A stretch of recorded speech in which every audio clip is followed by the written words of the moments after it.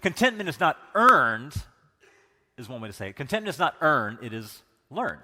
You don't earn contentment because then you just want more stuff. You don't earn contentment, you have to learn it. But this text does tell us that it is possible. It is possible to learn contentment. And so let's take a look at this text real quick. It says twice. The writer says twice, I have learned. Verse 11 and verse 12, he says, I have learned contentment. Now, in English, it looks like he says the same thing twice. It looks like he's being redundant. Why don't you just scratch out one of those verses and do the other one? It looks like he's saying the same thing twice. Actually, in the original language, so English as we know it today didn't exist back then.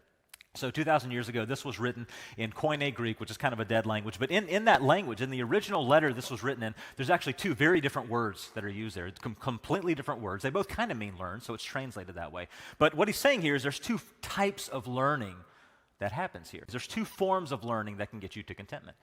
The first one is learning from experience, okay? Those of you, many of you know this, as you get older, you just kind of learn, you go through the ups and downs of life and you learn that, hey, right now I'm in a financially tight spot or I'm in a stressful spot, but you know what? A few months ago I was up here and in a few months I'm probably going to be there again. You just kind of learn to ride the wave and you learn from experience that, man, I know my bank account's almost empty, but I've got supper tonight. I mean, you just kind of learn over the course. You've learned from experience, you can learn to become content. If you're not a Christian, you can learn from experience to be content. But there's a second and more powerful learning that can happen if you're a believer, and that is learning from faith. Here's a quick sneak peek. Something that Christianity teaches, it's kind of countercultural. Most religions teach the opposite of this, so it's kind of countercultural.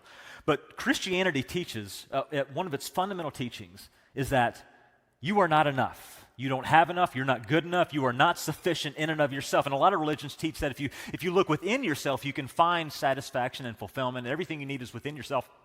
Christianity says, no, you're made in God's image, you're extremely valuable. Humankind is more valuable than all the stars of the sky, than all the rest of creation. However, in and of yourself, you're not sufficient, you are not enough. You need to find enough, not within yourself, but within something or someone else. And so the second way to learn, the more powerful way to learn contentment, is through faith. In other words, you do not arrive at being content by getting all the stuff that you want because you're going to end up wanting something else more. We do not earn contentment. We can learn it from experience, and we can also learn it from faith.